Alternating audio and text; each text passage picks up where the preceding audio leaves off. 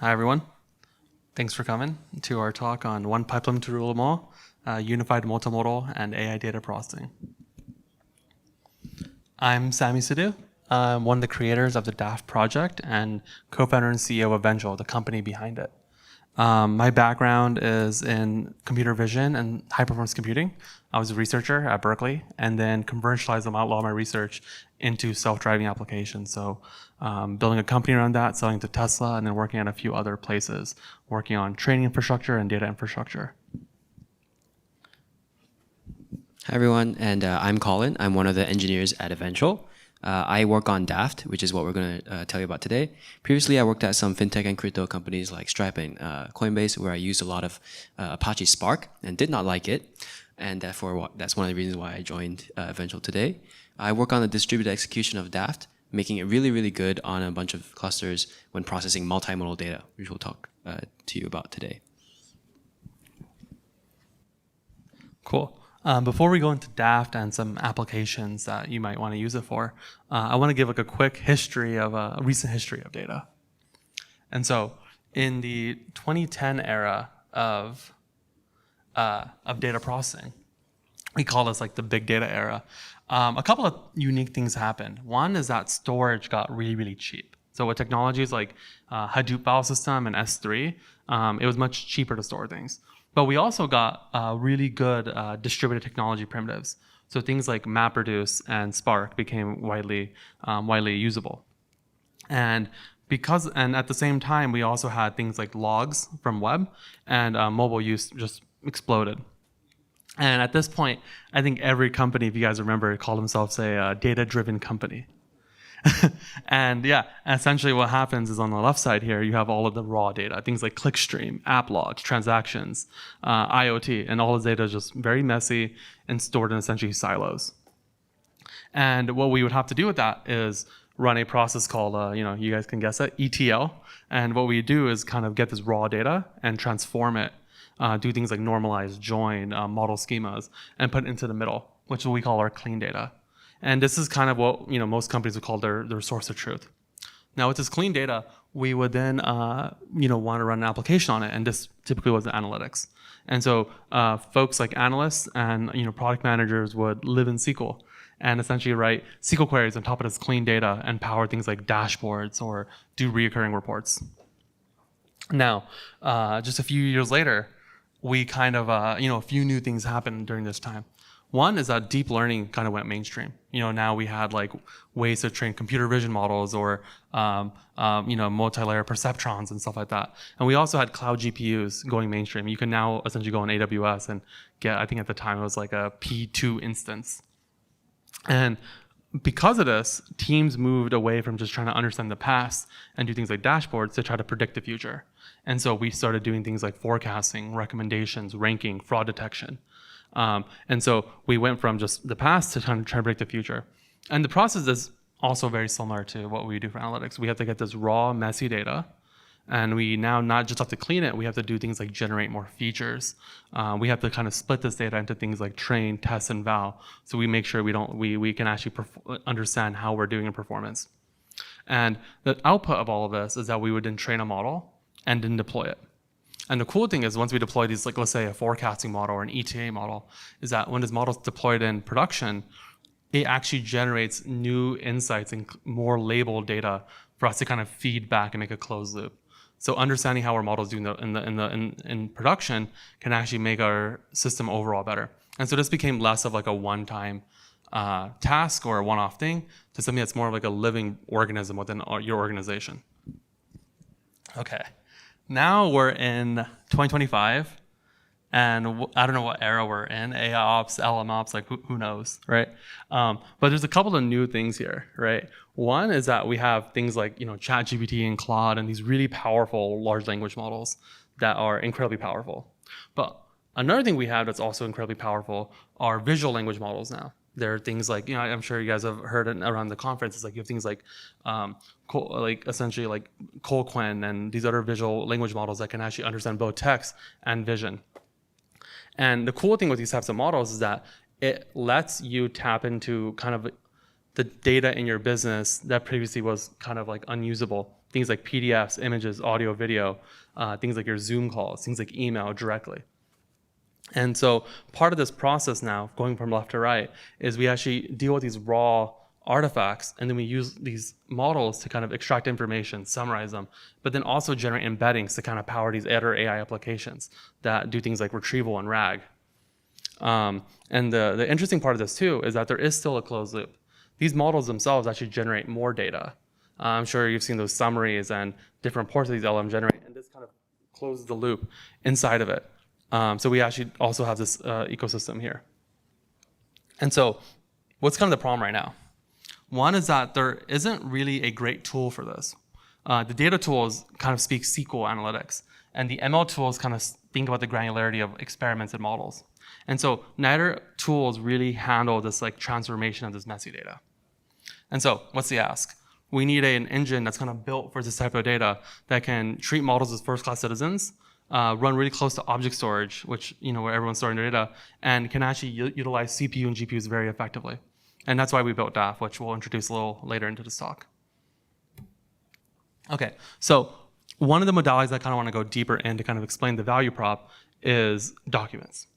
And so how would you get started with documents today? And this is kind of like a rough pipeline that we see a lot of folks do. And there are great frameworks to do this. Like I think one that's circulating around the conference is juggling.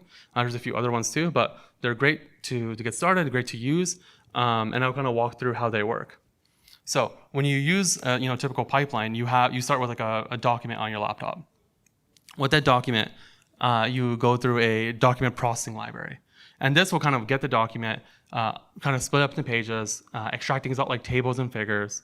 And in that process, use stuff like the visual language models or large language models to kind of do it more insightfully.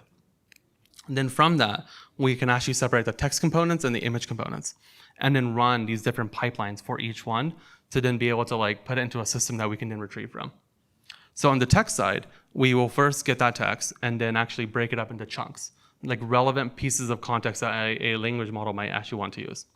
To do that intelligently, a lot of systems today actually use large language models, kind of figuring out like, not just break up every sentence, but actually break up what parts are important semantic context for our language model. From that, we can actually then generate an embedding and store it into a VectorDB. On the image side, we can do something quite similar, where we get an image, we actually can pre-process it a little bit further, things like crop it or take multiple crops of it, normalize the image, and then generate embeddings on that as well. And for that, we have language models like VIT, which use a clip-style embedding to then do something where we can easily retrieve from it using either other images or text itself. This sounds great. What's the catch? And I'm sure if any of you have run this locally, you see that like for a single document, it can take up to like 2 minutes for one document. And if you just have like, a handful of documents or dozens or even hundreds of documents, you can get by. But, for a lot of the businesses that we work with, they usually have thousands, if not millions of documents that they have to process. And so how would we go about scaling this up? So look at our original diagram here. And if I'm trying to process 1 million documents, I probably can't store it on my laptop anymore. So the first thing I'll do is probably use object storage. And so something like storing your documents in S3 is usually the first step here. Now that my documents are in cloud storage where a lot of machines can access them, we can actually now run multiple workers of document processing. Now, these things are now probably going to get choked by the LLMs, so let's scale that up. But what about my vision models? I have to make that run replicas as well. Okay, now I have some stuff cooking, and now I want to make this run even faster. So things like the chunking and pre-processing will probably be my next bottleneck. So let's make that run in parallel. And finally, all these embeddings probably can't fit into my local disk, so I'll probably put that in the cloud too. Okay, this sounds pretty complicated, and it's because it is. And the question I have is, can we do better? And that's the reason why we built Daft. And so Daft essentially is a tool to make simple and reliable data processing, regardless of modality and regardless of the scale. You can kind of think about it as like the bridge between your data sources and your models. So Daft can natively work with data that lives in things like data lakes, just files and object storage, and work with modalities like images, video, documents natively. We can then interface with things like models, whether you want to run them yourself in your cloud on your own GPUs, or call out to things like OpenAI or Claude or whatever else, like your own VLM endpoint, for example. So we're kind of the bridge between these expensive transforms and your data sources. So what does it look like? So Daft is very familiar because essentially is a data frame. So if you have data that's, if you're using something like Pandas or PySpark, it should be very familiar. And you can just start off with like code that lives on your laptop by reading a CSV or even importing from a dictionary that you have here. And as you can see here, we can get that data, do things like filter on it with the predicate, sort the data, and then when I collect it, I can see a preview of my data. And the cool thing with Daft is that it's lazy, which means that we essentially queue up operations, and then when you actually try to execute it, we can actually figure out the most optimal way to run it, and then we run it very efficiently. Now, the cool part of Daft is that we can then quickly transition to things like images. Here, we can actually read a CSV that has things like metadata and URLs to images. And in one line of code, we can actually get those URLs, download them into memory, and then decode them directly. And our engine actually understands what's an image, what's a URL, and can run this in a pipeline fashion such that your memory just doesn't explode on your computer. And so that's kind of one of the main value props that Daft provides, which is we really understand and optimize for these types of multimodal workloads. Cool. I'm now going to hand it over to Colin to run us through a more in-depth example of how we run this distributedly. Right. So let's say we did have like a million documents living in our S3 bucket, right? How do we process that with Daft? So first of all, we need to use some kind of document parsing tool, and one of the most popular ones in this conference has been juggling, and I quite like juggling because it's quite simple to use as well. First, you define a few things such as tokenizers, chunkers, and then the actual document converter. And then for a given set of bytes of your PDF and the file name, all you need to do is pass the bytes into juggling, and it gives you back converted markdown files or text or HTML files, and it's up to you. And then you can chunk it using your favorite tokenizer, and you receive chunks of the parsed PDF. In order to use it within a Daft data frame, in order to distribute it across a cluster and make it really fast, all you need to do is just add a decorator, the daft.func decorator. And now this makes Daft understand that, okay, a user wants to run their user-defined function in the Daft data frame. So how do we actually put it into the data frame? Given some archive PDF, for example, we create a Daft data frame from it. Then we download the PDF bytes of the PDF into the data frame. Then now we can use our document to chunks function, which we defined earlier, and we slapped the daft.func decorator in it. So now we've registered all of our juggling code into the Daft data frame so it knows how to use it. And now, what's special about Daft is that we treat models as first-class citizens as well. So after chunking our PDF, and we now have chunks of n tokens of our PDFs, we can embed those chunks directly with Daft, and then we can feed those embeddings to like your VectorDB of choice, like OpenSearch, Milvus, you name it. So let's see what this actually looks like when you do df.show. You do df.show, you get the results of your data frame, rows and columns. We have the parsed bytes, we have the chunks that we extracted using juggling, and we have the embeddings that we generated using Daft. So how do we actually run this on 1,000 or 1,000,000 PDFs? Daft has two modes of execution, like a local mode, we call it native runner, and a distributed mode called the Ray runner, where we use the Ray framework as a orchestrator to run Daft workloads across multiple queries. And the plan is exactly the same. The query you write is exactly the same. All you have to do is set the runner that Daft uses to either native or Ray. And if you're running native, Daft uses a local multi-threaded runtime. It's a Tokyo runtime, which is the async engine the most popular async engine in Rust. And if we're running on Ray, we'll obviously use the Ray backend to distribute work across a cluster. All right, let's go into a live demo. Hopefully this works. Okay. right. So here's the code. All right. I'm just going to show you running just Daft in a Python script. So if we do import Daft, and we read this set of PDFs in our S3 bucket, and let's see how many rows we have. Count rows. All right, we have 1,000 PDFs, and in our script here, we have the same code that we showed you earlier.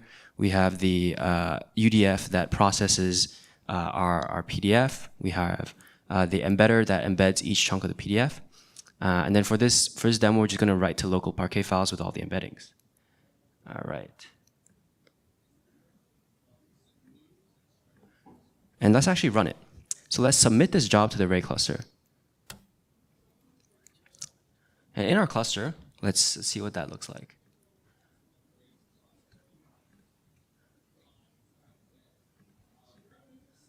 In our cluster, we've set up this array cluster with, it's a really big cluster because we have a lot of PDFs that we want to process. 768 CPUs and 64 GPUs.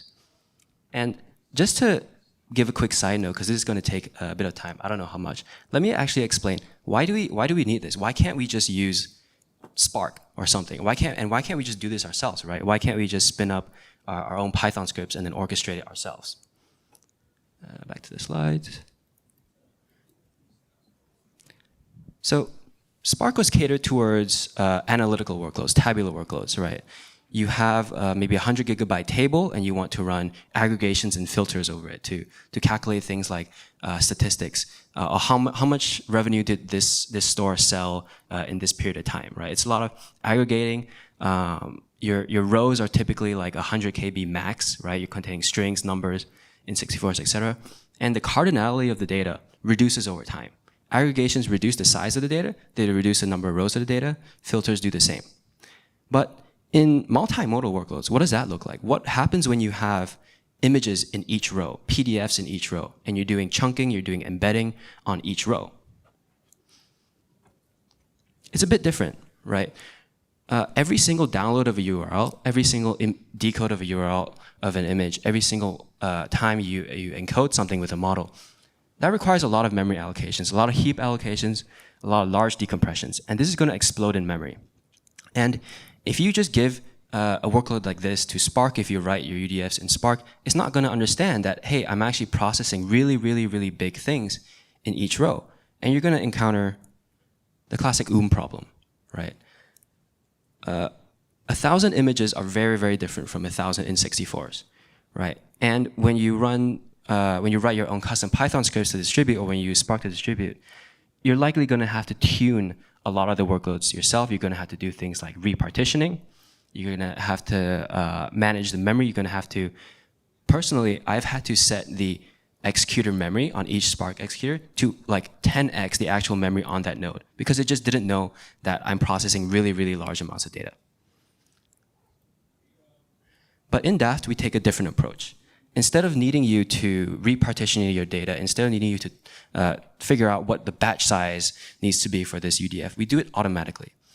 Daft has a streaming execution model where data and chunks flow through the pipes, the channels in Daft, and the batch sizes are determined dynamically based on what we're working with. If Daft knows that you're going to be downloading a lot of images, if it knows that you're going to be chunking text, if it knows it's going to be running models, Daft can intelligently change the batch sizes, change the partitioning schemes, such that you don't ever explode in memory.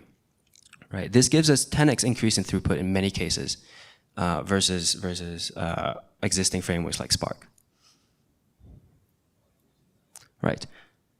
That was it. But before that, let's actually look at the results of our data, and hopefully it completed. Awesome. It did. Let's go to jobs, and we managed to process 1,000 PDFs in 2 minutes. And remember, one PDF alone took 2 minutes, right? And here we did 1,000 in just the same amount of time. With Daft, we were able to process this across a cluster of nodes across many CPUs, such that you make your money's worth. Your CPUs don't sit idle, and your on-demand GPU cluster is actually utilized. As you can see clearly, I practiced this a lot to make sure that it worked before this. So yeah, reliable. Daft is also reliable. It works. And yeah, that was it. Let's go back to the slides. Yep. Thank you very much.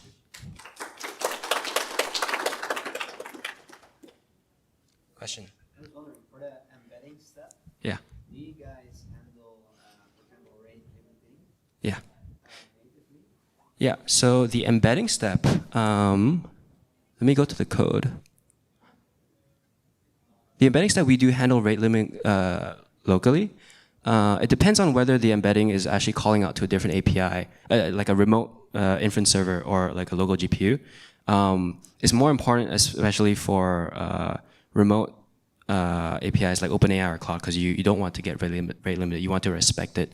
So actually in the embed text function, if I can hover over it, you can provide things like the provider. So by default, right now, this one uses Hugging Face sentence transformers, but we also support OpenAI.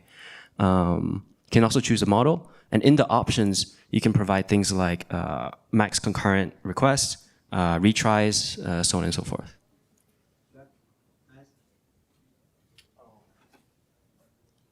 What is happening behind the scenes with this piece of code decorated? Because suddenly it jumped to the cloud.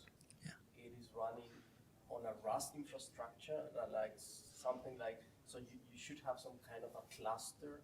Is it? I don't think that you're using Kubernetes or something. So, or are you? And like how can you make this magic happen? Yes. So the way we did that is, so underneath all of this, we can actually run Kubernetes. And so what a lot of all the software you see here is open source. And so the way we operate on here is when you run it just without any flags, it can just run on your laptop. But when you want to run in the cloud, we can actually run this distributed Python framework called Ray. And we can bring up a cluster on top of Kubernetes and just submit this script to that cluster. And it will then automatically install Daft on every worker and then execute the script in a distributed fashion. So like Daft will handle all of that for you if you can bring up a Kubernetes cluster. And the auto-scaling and so on. Yep, all open source. So also it will communicate with the Kubernetes API somehow and will estimate the consumption based on the workload and would say you need to scale up such of many nodes for this workload, or that's not in the open source and more in the managed. Yeah, you pretty much got it down, right? So the way it works in the open source is that Kubernetes will reactively scale to a workload. So if you have a cluster with like 0 workers and you submit the script, as the job is running, it will then use the Kubernetes autoscaler to scale up, Okay, right? CPU usage or based on some Exactly. and then it will identify needs to auto-scale. Exactly. The way our platform works, our commercial offering works, is that when you submit the script to us or submit your job to us, we actually introspect your query and where your data lives and actually can bring up the exact number of CPUs and GPUs to actually run it effectively before it even runs. Okay. Yeah. Impressive. Thank you. Oh, we had some questions over there. Is it possible to override the download function so it supports authorization or OneDrive or other solutions instead of plain HTTP? So we support various backends right now. So one is HTTP, but we also support S3 natively. We support GCS, Hugging Face, and if you want to do HTTP, we actually have a mechanism you can provide your own headers or authorization. Yeah. Yeah, there's an IO config parameter on the download. So you can pass in like a S3 credentials, Azure credentials, and it should work. Yeah, and fun fact is we have one of the fastest S3 downloaders in open source. Amazon processes about 4 petabytes a day using our downloader. Yeah, go ahead.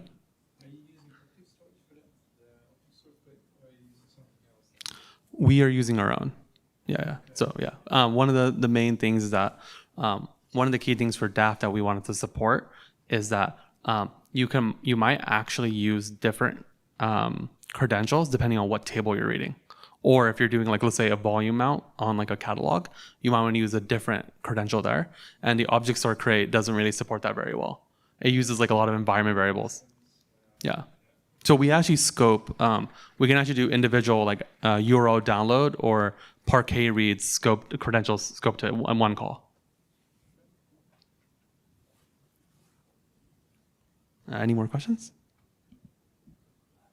Oh, yeah, go ahead. On the previous question that Diane asked, so on the rate limit part, is it also possible to configure the amount of tokens, so on the token level? Because that's something we're often hitting, like we're not really rate limited on the confirmed request, but the amount of tokens. Oh, I see. So like, I mean, the way the mechanism we're supplying for that is actually coming out in like not the release today, but the release 1 to 2 weeks from now is we're introducing this concept of an async UDF, right? And the async UDF can then do like requests directly to your source, and then you can actually provide the throttling mechanisms on the async UDF directly. Yeah.